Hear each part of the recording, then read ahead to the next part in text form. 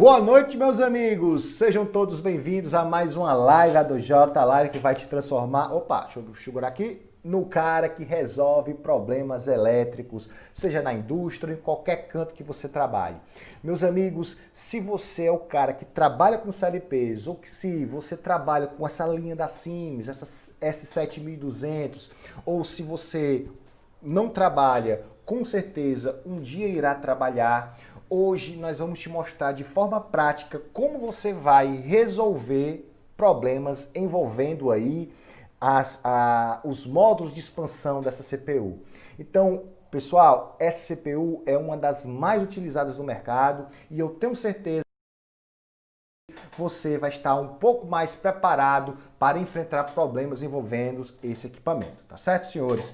Então, como é de costume, quero te fazer um convite e te avisar da estrutura da nossa live. Nós temos nossa live ela é dividida aí de três momentos. Primeiro momento, eu e os professores Alisson e Jadas vamos te norteando no que você irá estar prestes a receber, do conteúdo que você está prestes a receber nesse momento. No segundo momento, nós vamos para a prática, propriamente dita, mostrando no multímetro, ligando, fazendo os testes no CLP, na programação. Então, no segundo momento, nós temos aí a prática. E o terceiro momento que a gente vai lá no grupo do Telegram, onde a gente tira algumas dúvidas que ficaram ao longo da transmissão e por um motivo a gente não conseguiu resolver, você não conseguiu entender. Então, para que você participe desse último momento, eu sugiro que aqui na descrição você clique no link e se inscreva ou entre no canal do Telegram e clique em conversar. No seu canto superior, não sei se é direito ou esquerdo, vai ter lá uma tecla conversar, você acessa o canal e lá você tira suas dúvidas sobre esse momento, tá certo, pessoal?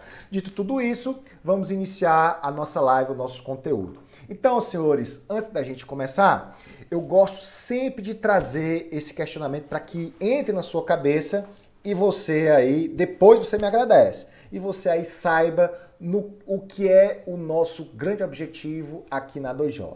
O nosso objetivo é te tornar o cara que resolve o problema.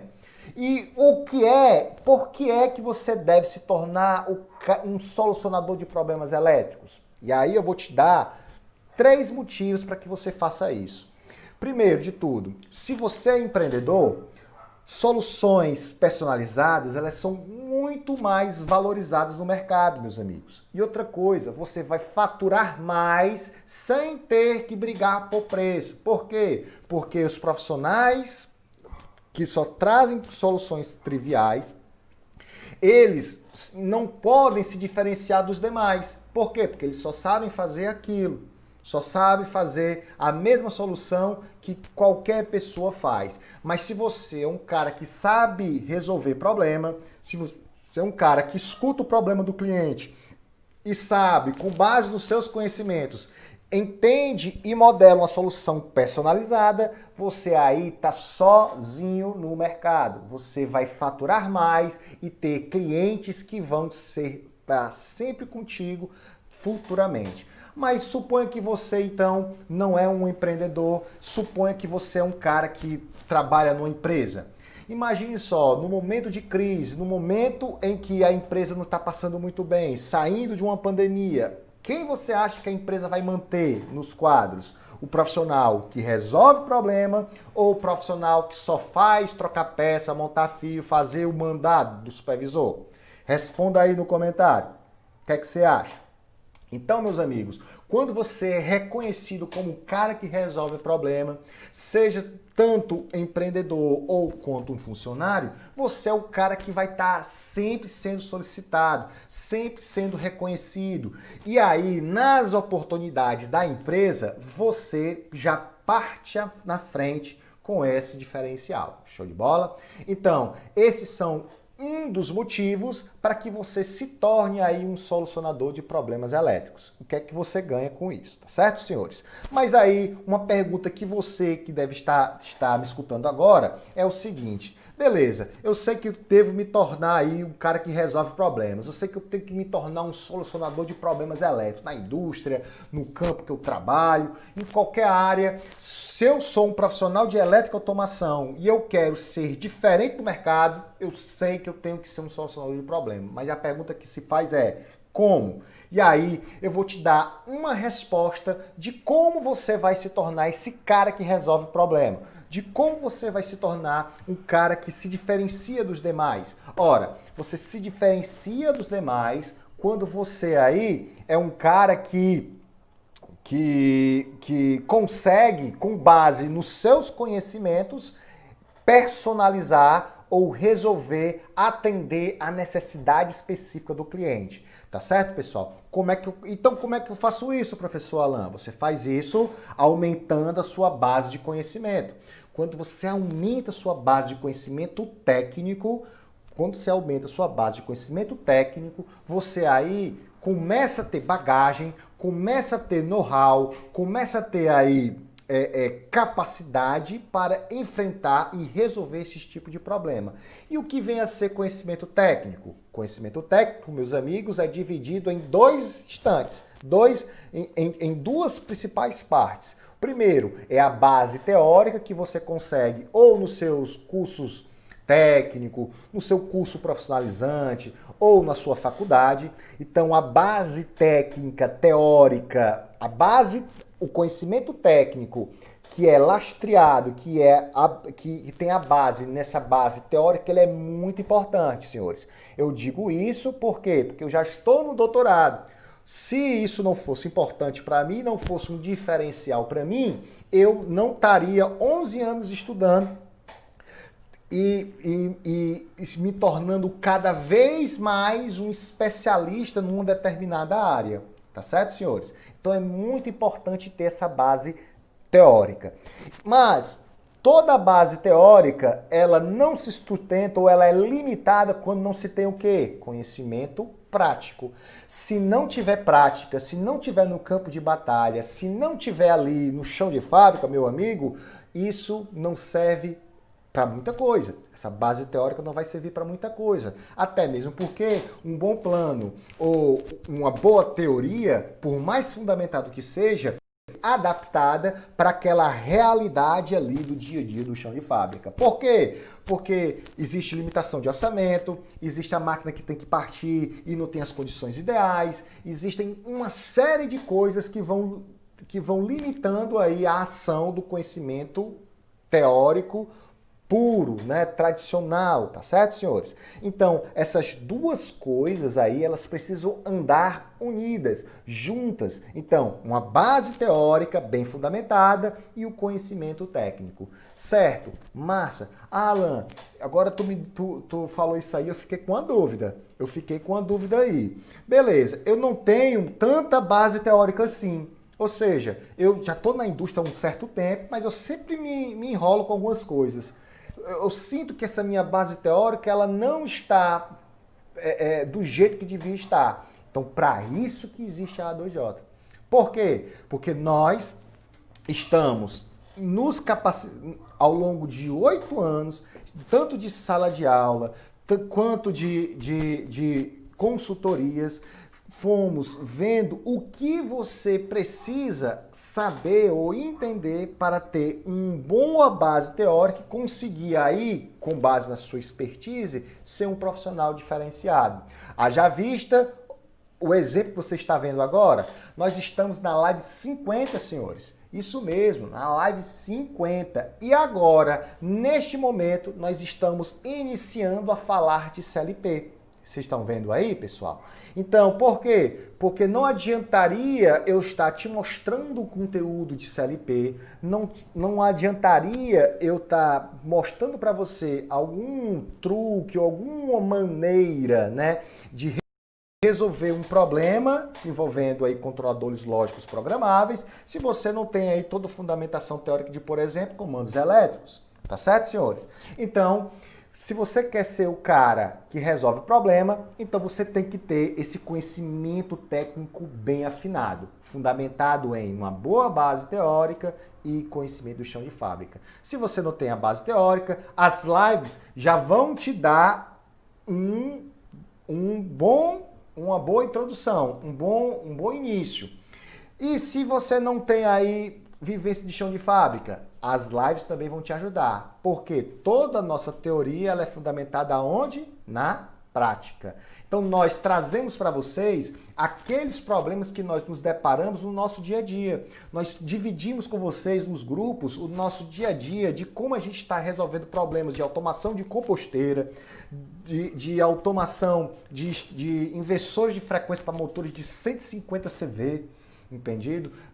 Sistemas de bombeamento. Então, todos esses problemas, sistemas de elevação de carga, com o professor Jada já falou sobre automação de elevadores, e agora nós estamos falando de automações envolvendo controladores lógicos programáveis e redes industriais. Então, nós estamos trazendo aquilo que você precisa saber. Entendido, senhores? Lógico que as lives por si só, elas te dão apenas uma amostra do real conteúdo que você precisa saber, tá certo? A gente precisaria de um ambiente mais controlado, né, para a gente poder te passar isso de uma maneira mais acertada, tá certo, senhores? Mas, dito tudo isso, você já sabe que o porquê que você deve ser um solucionador de problemas elétricos, você já sabe como se tornar através aí da base teórica, e agora nós vamos falar o que é que você precisa entender, os primeiros passos que você precisa entender quando a gente está falando em problemas envolvendo controladores lógicos programáveis, certo, senhores? Então, quando você estiver falando de controladores lógicos programáveis, você precisa entender pelo menos 3 coisas inicialmente, antes de fazer qualquer leitura no multímetro, antes de instalar qualquer software, antes de treinar qualquer tipo de parametrização. Você precisa entender o seguinte: o custo envolvido em soluções que envolvem CLPs geralmente são consideráveis. Por quê? Porque controladores lógicos programáveis então, são dispositivos baratos. Então, uma solução que envolve um CLP é uma solução que realmente ela tem tudo para ser crítica. Ou seja, uma máquina que é muito importante para um determinado processo, ou um processo que é muito caro a hora parada, geralmente ela vai demandar um CLP. E esse CLP, senhores, ele precisa ser... quando você vai fazer qualquer intervenção nesse equipamento, você precisa ter total cuidado, porque geralmente quanto mais crítico é a máquina, quanto mais caro é o processo, mais caro também será o CLP, ou o módulo ou a solução. E aí, meus amigos, não é tão simples você, por exemplo, condenar um CLP de uma máquina crítica. Por quê? Geralmente esses CLPs, dependendo da região onde você está, eles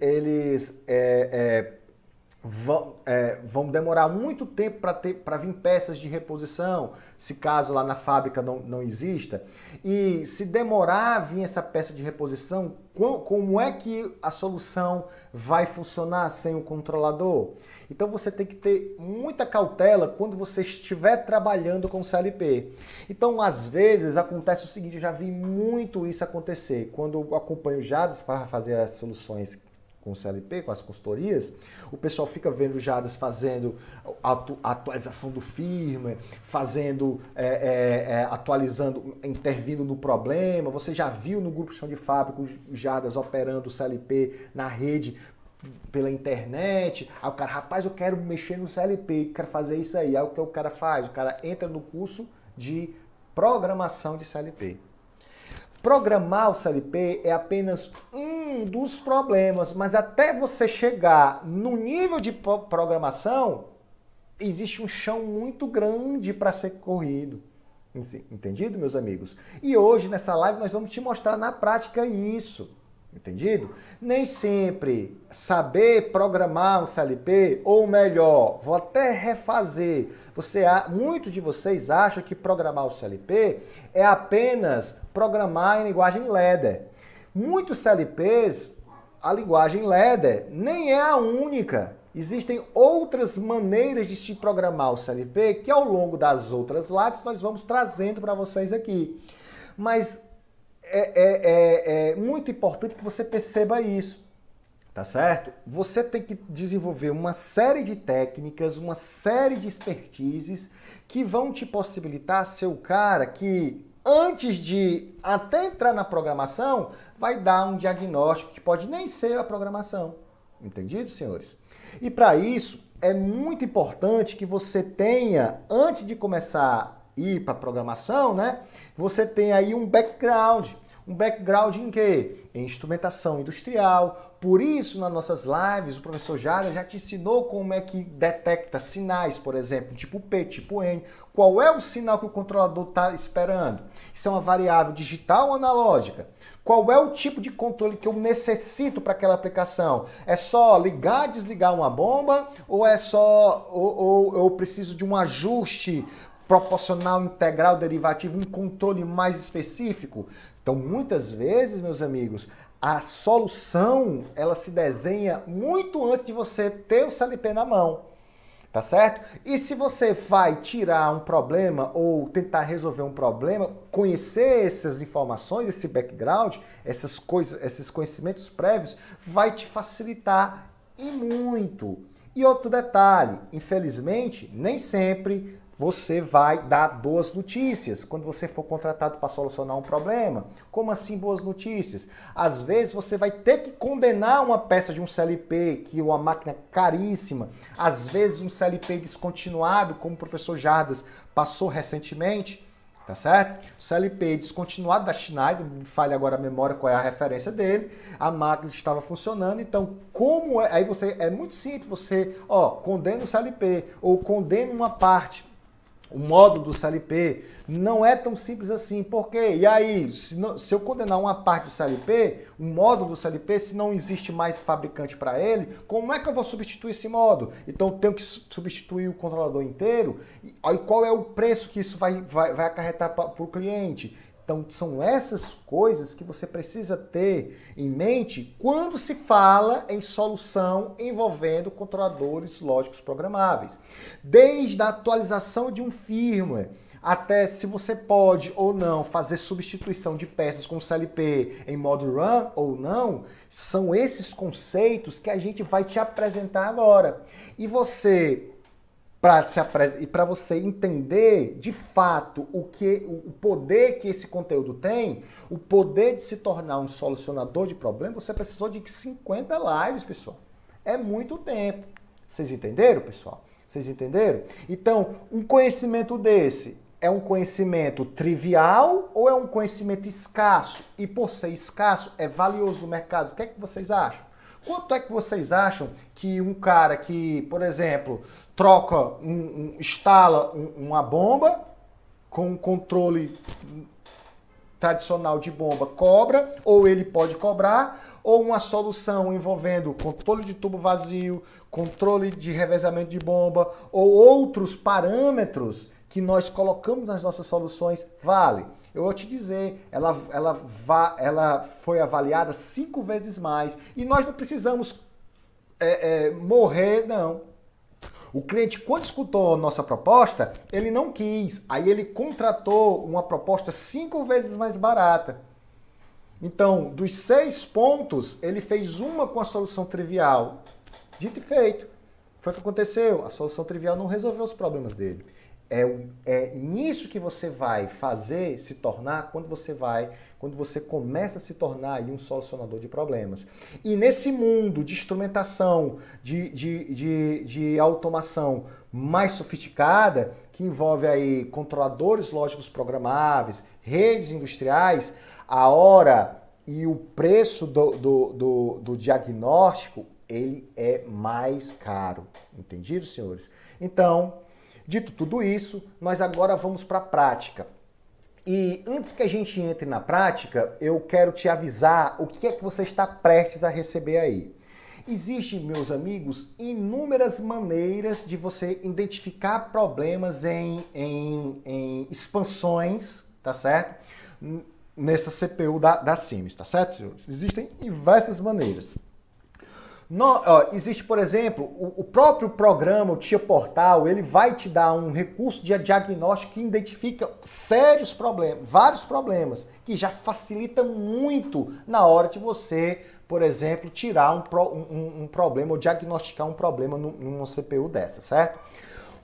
No entanto, senhores, como eu havia dito, são sistemas caros e são sistemas que são cruciais. Então você precisa de uma série de argumentos, de uma série de testes para poder efetivamente dizer que uma CPU está danificada ou não, se você precisa condenar o módulo ou não. E hoje na live você vai aprender de forma prática como você vai fazer um diagnóstico nas expansões aí desse módulo do S7200, tá bom, pessoal? Então, sem mais delongas, vou passar aqui para ele, o professor Jardas, que vai mostrar para vocês na prática como vai fazer isso. Show de bola. Bem, pessoal, agora vamos para a prática. Então, nessa prática, eu queria mostrar aqui para vocês, em campo foi que esse CLP ele chegou aqui como novo, né? Já adianto aqui, né, que esse CLP aqui ele vai ter uma falha e a gente vai descobrir essa falha, né? E eu vou mostrar para vocês que o diagnóstico que eu dei baseado na falha que teve e alguns testes que eu fiz, né? E aí eu verifiquei que houve essa falha. Então, assim, pessoal, esse CLP é um CLP da Siemens, é uma CPU 1214C. É uma CPU que é alimentada, né? A alimentação dela é em tensão contínua. E as entradas dela aqui, elas são entradas digitais, que eu fiz a ligação para ela ser positiva, são saídas a relé. E eu tenho um modo analógico, né? Que é um SM1231, na qual eu vou ter 4 entradas analógicas. Essas 4 entradas analógicas podem ser reversíveis de 0 a 10 ou para 4 a 20. É muito encontrado na indústria, beleza? Então, assim, eu quero que vocês entendam, você pode se deparar com um problema como esse. Então, eu quero que vocês entendam que ao se deparar com um problema desse, né, que eu vou mostrar aqui para vocês, vocês saibam fazer um teste. Aqui eu tenho o CLP, que eu já falei das configurações. Primeira coisa quando a gente faz num programa de CLP é identificar o que você tem no hardware para o CLP saber e entender quais os endereçamentos vocês têm disponíveis para trabalhar no projeto, né? Todas as memórias, quanto de quantidade de memória você tem disponível para o projeto, né? E tudo mais. Todas as características mudam de CPU para CPU, né? Então, aqui eu só tenho aqui a tag, né, PLC1, que é o PLC que a gente tem ali, o CLP que a gente tem ali. Então eu vou fazer o quê? Eu vou inserir o meu código, né, meu módulo. Inserir meu módulo aqui. Vou aqui em Hardware Catalog. Então abrindo aqui o hardware do catálogo, né, a opção Hardware do catálogo. Aqui. A gente vai procurar qual é o código dessa entrada analógica. A CPU eu já carreguei, já coloquei aqui, né? Então, esse código, ele vai estar bem aqui. Se você abrir o cartãozinho aqui, você vai ver esse código. O código que tem ali, pessoal, é 231 4HD32. Certo? 231 4HD32. Beleza? É justamente esse código aqui, 4HD32. Então, vou vir aqui, vou clicar e vou arrastar. Ok? Então, já coloquei aqui o meu código, né? Meu módulo de expansão, meu CLP, já coloquei tudo aqui. E agora o que é que eu vou fazer? Eu vou carregar essa aplicação, aqui no meu CLP. Então, no Tia Portal, depois que você configura, né, todo o projeto, depois você configura todo o hardware, então você vai carregar toda a configuração de hardware dentro do CLP. Então, vou vir aqui, ó, nessa opção aqui, Download to Device. Lembrando, download é eu carregando do meu computador para o CLP. Upload, que é do lado, é pegando do CLP para o meu computador. Então nunca se enganem com isso. Há muitos problemas que acontecem na indústria. De às vezes você está mexendo, né, ou fazendo alguma alteração na produção, na planta, e aí você, ao invés de eu vou fazer uma alteração aqui, mas essa alteração aqui eu não vou carregar hoje porque eu não tenho certeza que funciona. Mas, antes disso, eu vou fazer uma cópia do programa que está no CLP rodando hoje. Vou carregar aqui e vou colocar com o nome de backup do dia tal. Geralmente eu faço assim, né? Você tem um programa, eu pego aqui o backup do dia 10, do 8 às 18 horas. Venho aqui, carrego, salvo, aí depois eu carrego o meu projeto. Se não der certo, eu volto. Muita gente erra nisso e acaba fazendo o quê? Fazendo um download. Se eu fizer um download, a cópia que está lá no programa rodando já foi, né? Então isso pode dar muitos problemas. Então lembre-se, download carrega do computador para o CLP, upload carrega do CLP para o computador.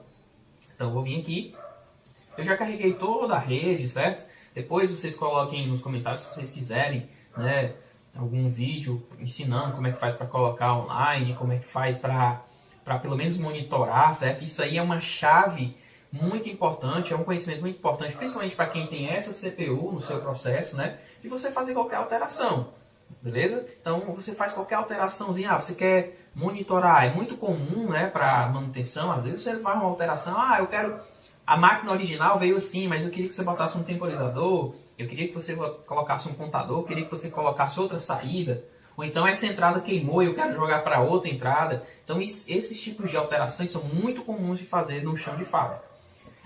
Bem como a máquina não está funcionando. Eu vou colocar meu computadorzinho lá, vou ver qual é a condição para fazer na máquina não partir. É um sensor, eu venho aqui, olho o sensor. Qualquer coisinha, vocês coloquem nos comentários, no chat. Se vocês quiserem ter uma aula, uma live baseada nesse tipo de observação, que eu já passei muito por isso e passo muito por isso hoje, certo? Então, antes de mais nada, a gente precisa, quem trabalha com automação e tem um sistema lá desse, no CLP, você precisa saber colocar para comunicar, você precisa saber monitorar as variáveis, e nesse software em específico, vários outros aqui, os CLPs que a gente tem aqui, te dão essa oportunidade, você monitorar no tempo, ver como é que a variável está se comportando, ok? Então vocês pedem isso se vocês quiserem esses conteúdos. Então eu vou aqui, né, vou parar todos os módulos primeiro, né, vou conferir aqui, ó. No caso aqui eu estou parando realmente, estou deletando todas as configurações que tem lá no dispositivo, estou repondo, né, do sistema, estou fazendo o download consistente, ou seja, está tudo ok. Então eu vou vir aqui e vou dar um load, ó. Ele vai carregar, né?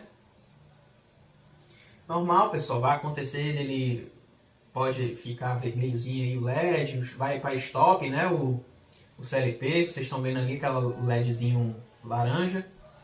E aí pronto, ó, Start all modules after download to device, ou seja, ele está perguntando se você quer realmente iniciar o controlador, né, colocar ele no modo RAM. Então eu vou botar aqui para dar o Start, né. Pronto. Olha pessoal, se vocês notarem no nosso CLP o que foi que aconteceu, aqui está ok, ó, que ele já carregou o programa. Já carregou todo o programa aqui, ó. Certo? Mas o que foi que aconteceu? Se a gente notar aqui, o LEDzinho lá, ó, tá vermelho piscando, né? Vocês podem ver. E no programa aqui, vocês podem notar que ele tá com uma chavezinha aqui do lado, ó, indicando o quê? Que tem uma falha. Beleza? Esse software, ele é muito interessante por causa disso. Então aqui ele tem uma falha, certo? Se você ver isso aí no CPU desse jeito, existe, por exemplo, aqui ele está sinalizando que ocorreu uma falha. Essa falha pode ser de N situações. Por exemplo, se você tiver, esse aqui é um cartão de entrada analógico, mas se o sensor danificou, vamos supor, né? Sei lá, o sensor está lendo lá uma malha de corrente de 4 mA a 20 mA. A gente já até falou sobre isso. 4 mA do CLP a 20 mA. Então, o que acontece? Esse CLP aqui, ele tem implementado na função dele, né, um alarme de overflow e underflow. Por exemplo, o que é o overflow e underflow? Se ele lê mais que 20 mA, ele dá um alarme, indicando que tem alguma falha, porque o equipamento é 4 a 20 mA. Se der 23 mA, é falha. Então, overflow, desculpa. Underflow, 4 a 20 mA. Se for menor que 4, sei lá, o CLP o dispositivo lá está enviando 3 mA, houve algum problema, houve alguma falha no instrumento. Então, isso faz com que haja lá um alarme, né? Esse LED piscando aqui do jeito que vocês estão vendo, significa dizer o quê? Que ele está mostrando um alarme, está mostrando uma falha. E essa falha, ela pode ser de N coisas, né?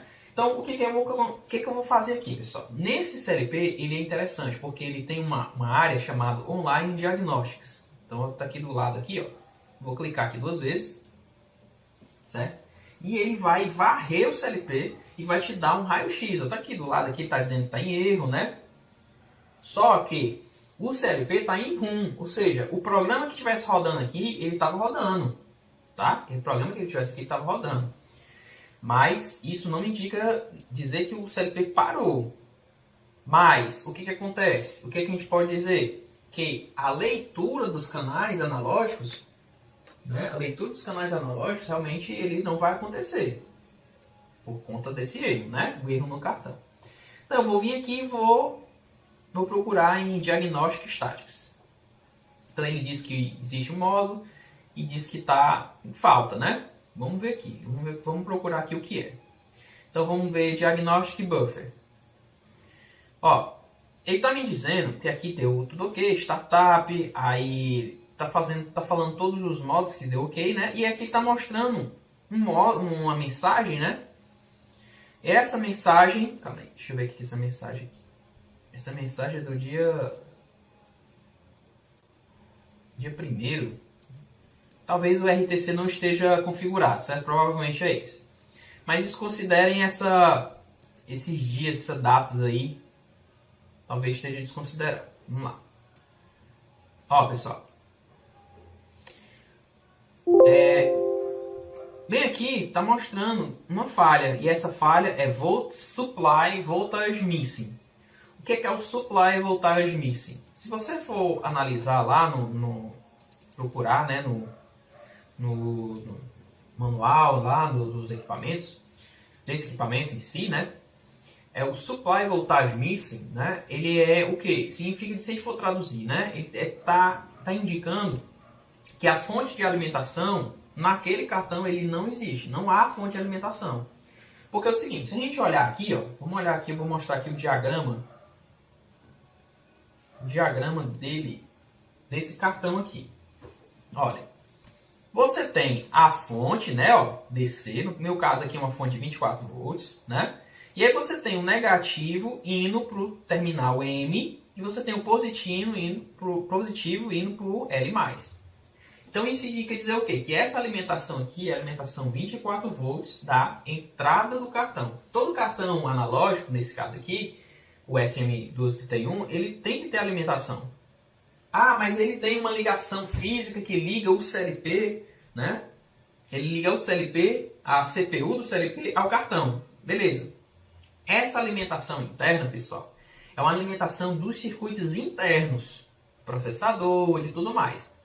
Mas você precisa da alimentação do instrumento em si, certo? Você precisa colocar aqui essa fonte. Essa fonte ela serve como alimentação do cartão, da parte de captação do sinal e da instrumentação em si, ok? Então aqui a gente vê um sinal, né, do instrumento 2-wires. Esse sinal de um instrumento 2-wire é passive 2-wire, ou seja, é um instrumento passivo, né, a 2 fios. Então o que significa dizer passivo? Que esse instrumento ele tem alimentação e sinal tudo no mesmo instrumento. Existem outros instrumentos, por exemplo, instrumentos a 4 fios, que são ativos. O que são instrumentos ativos? Significa dizer que esse instrumento ativo ele teria, ou pode ser 4 fios ou 2 fios no caso, né? 2 fios aqui a gente sempre considera que é a alimentação. O instrumento tem alimentação e você tem 2 sinais, que esse sinal de saída ativo, ele vem do instrumento. A alimentação dele já está aqui dentro do instrumento. Você não precisa alimentar a área do sinal, né?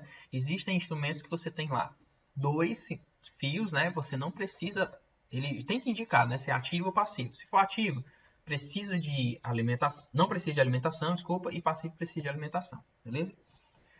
Então, fazendo isso aqui, desse modelo aqui, né, você tem um exemplo típico. Mas, se você só joga o cartão no CLP e não alimenta, esse tipo de erro vai acontecer. Ele vai dizer que não há alimentação não vai haver alimentação no cartão, certo? Mas eu posso ter outros cartões. Isso não é comum. Aí o cara tem lá um cartão, ele botou vários cartões.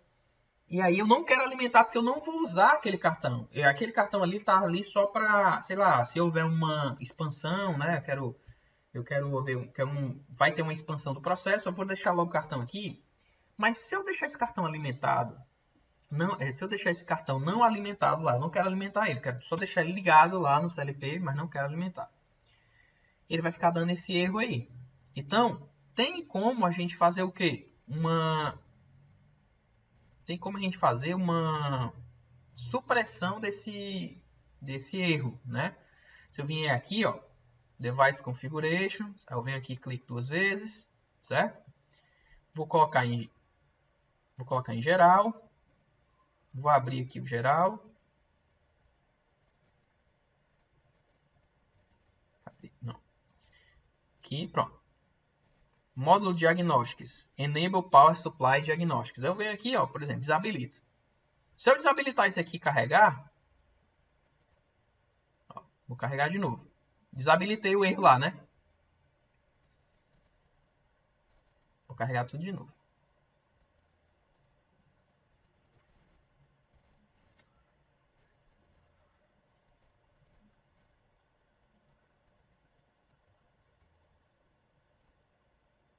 Então, assim, estou carregando aqui. Então, vocês vão ver que esse erro vai sumir. Por quê? Porque justamente eu desabilitei a função de ele ficar monitorando. Essa função de desabilitar, ela só serve basicamente para isso. Mas se eu não tirar, pessoal, se eu tirar esse erro, eu estou meio que tirando a função dele de dizer de alarme. Só basicamente isso. Mas, tá aí, ó, acabei de finalizar, né? Foi o que aconteceu. Ficou verdinho lá, as entradas tudo alimentado. Mas o que acontece? Saiu o erro, tá vendo? Então, isso aí, pessoal, significa dizer o quê? Que o cartão, ele, vamos supor, né? Se ele tivesse algum problema, você está mascarando o problema. Mas se for a sua intenção não monitorar, né, não monitorar o erro, né? Aí você deixa desabilitado. No meu caso aqui, eu desabilitei só para vocês visualizarem que você tem lá teve o erro, né, de falha na alimentação, que não teve alimentação, mas o pior é que ele está alimentado. Vou mostrar aqui para vocês. Ó, o cartão está alimentado. Vou botar aqui na função. Vou sair um pouquinho aqui da câmera aqui. Então aqui, ó, vocês estão vendo aqui, eu vou ver aqui, ó, o sinal que está entrando no cartão. Ó, pessoal, o cartão está alimentado. Então o que vocês deduzem? O cartão está alimentado. Eu vou soltar aqui, provavelmente ele vai apagar.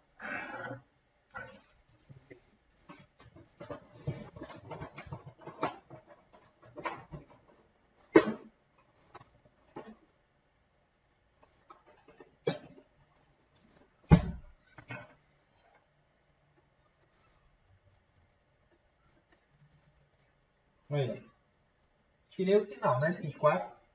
O que aconteceu? Ele continuou. Esse aqui é o 24 volts. Tá vendo que os LEDs continuam ligados? Então, esses LEDs aqui, quem alimenta é a fonte interna da CPU, né? Que deve ser 5 volts aqui, que alimenta o processador e tudo mais. Mas o sinal que vai promover vamos dizer, a garantia, né, de que se eu ligar um instrumento aqui ele vai ler, é justamente esse sinal. Então, o que acontece? O que a gente tira com isso? Que ele realmente está monitorando, quando ele estava monitorando a falha, ele deu a falha, ele viu que existe essa falha de falta de alimentação, só que está alimentado. Então, pessoal, o que vocês acham? O que está acontecendo aqui? É exatamente isso que vocês estão pensando. Você tem uma falha no cartão de entrada analógico.